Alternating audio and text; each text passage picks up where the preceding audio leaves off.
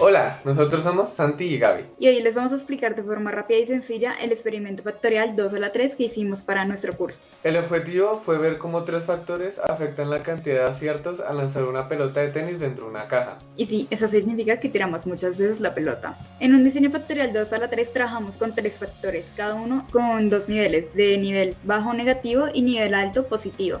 Nuestros factores fueron distancia 3 metros negativo y 6 metros positivo.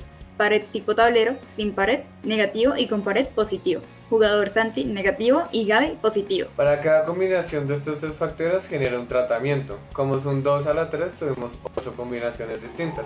En cada combinación hicimos 5 réplicas, es decir, 5 series de 10 lanzamientos. En la siguiente se puede ver la tabla donde colocaremos todos los resultados y se pueden ver todas las combinaciones de los tratamientos. Con eso tuvimos todos los datos necesarios para analizar los efectos principales y las interacciones entre los factores. Y así podemos determinar qué variables influyen más en la precisión al encestar una pelota en la caja. Y ahora vamos a mirar el proceso de obtención de resultados. Vale.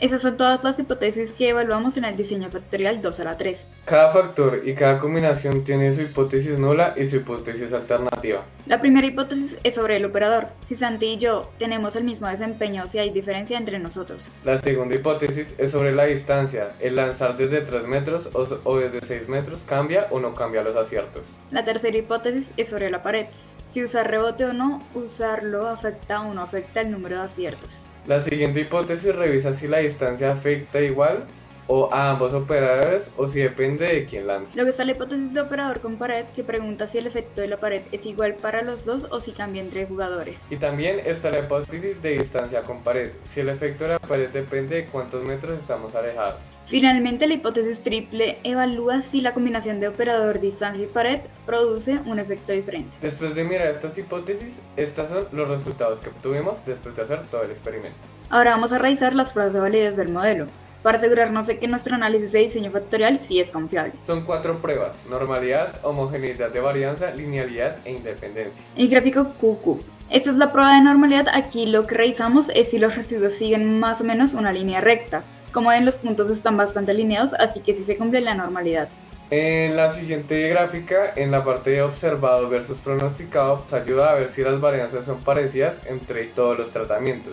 Si no hubiera homogeneidad, veríamos un patrón de embudo o una deformación, pero aquí los vemos están dispersos de manera uniforme, entonces la homostesidad se cumple. En el panel de pronosticador residual observamos si el modelo tiene alguna tendencia rara como una curva, pero los puntos están completamente aleatorios sin forma. Esto quiere decir que la relación del modelo es lineal y está bien especificado. En el panel de residual versus observado, finalmente revisamos la independencia. Si los residuos tuvieran un patrón, estarían agrupados o alineados, sería un problema, pero como están distribuidos al azar, podemos decir que los datos son independientes. En resumen, las pruebas de validez se cumplen. Así que el análisis del experimento factorial de 2 a la 3 es confiable y podemos interpretar los efectos con tranquilidad. Ok, continuemos. Vamos a explicar los resultados de la NOVA, que nos dice qué factores realmente influyen en los aciertos. Básicamente, revisamos si cada factor del experimento tiene un efecto estadístico importante. El primer factor es el del operador o quien lanza. La significancia es de 0.6, que es mucho mayor que 0.05. Eso quiere decir que no hay diferencia entre Santi y yo en los aciertos. El jugador no importa. El siguiente factor es la distancia. Aquí la significancia es de 0.000. Esto es súper significativo, así que la distancia sí cambia totalmente el número de aciertos. Es el factor más importante. La pared también va de un valor significativo de 0.016. Eso significa que usar pared o no usarla sí influye en cuántas veces cae la pelota en la caja. Esa interacción también fue significativa. Lo que nos dice que la pared funciona diferente dependiendo de la distancia. No es lo mismo usar rebote a 3 metros que a 6 metros. Las demás interacciones con el operador no fueron significativas. O sea, el jugador no afecta como influyen los otros factores. En resumen, lo que más afecta es la distancia seguido de la pared y la iteración de ambos. Y el jugador no cambia los resultados. Es un experimento dominado más por las condiciones físicas que por la persona. Estos gráficos muestran los factores significativos, el cómo cambia el número de aciertos dependiendo de la distancia. Acá se ve claro que desde 3 metros hay muchos más aciertos. La mediana está mucho más arriba. En cambio, desde 6 metros casi todos los tiros quedan en 1 o 2 aciertos. Se ve súper reducido. Visualmente confirma que la distancia es el factor más fuerte del experimento.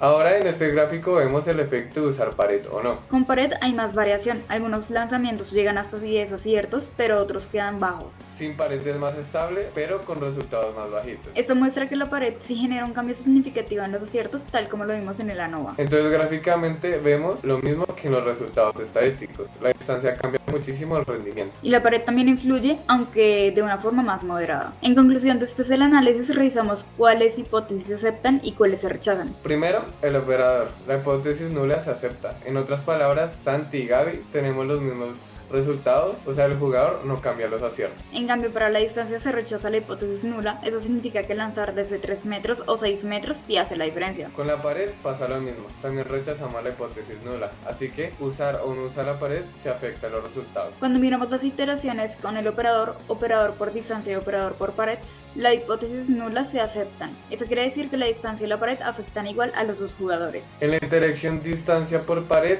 sí rechazamos la hipótesis nula. Ahí concluimos que el efecto de la pared depende de la distancia a la que lanzamos. Y en la interacción triple, operador por distancia por pared, la hipótesis nula se acepta. No aparece un efecto extra cuando combinamos los 3 factores al tiempo. En resumen, lo que realmente manda en el experimento es la distancia, la pared y cómo se combinan entre ellas. El jugador no hace diferencia. Con eso cerramos las conclusiones de la hipótesis del diseño factorial 2 a la 3. Muchas gracias.